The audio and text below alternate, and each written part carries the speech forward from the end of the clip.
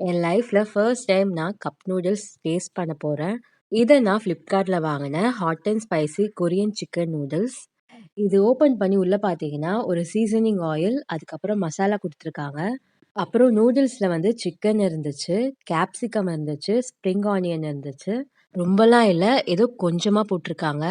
தென் smell பண்ணி பார்த்தேன். நல்லா தான் இருந்துச்சு.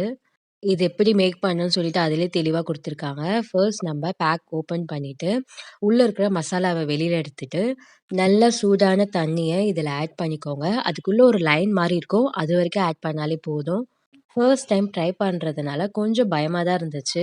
ஸ்பைசியா இருக்குமோன்னு. மசாலா ஸ்மெல் பண்ணி பார்க்கும்போது ஓகேவா இருந்துச்சு. ஆனா சீசனிங் ஆயில் கொஞ்சம் நெடி ஏறுச்சு.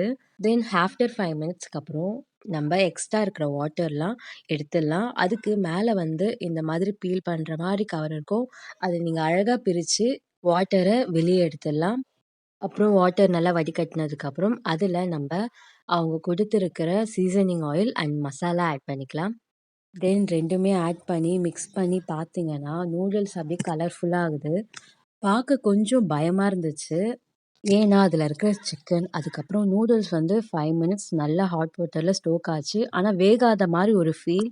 அதுவும் இல்லாம ரொம்ப காரமா இருக்கும்னு நெனச்சேன். ஆனா, ஃபர்ஸ்ட் டேஸ்ட் பண்ணி பார்க்கும்போது, எனக்கு அந்த அளவுக்கு டேஸ்ட்டும் தெரியல, ஸ்பைசினஸும் தெரியல.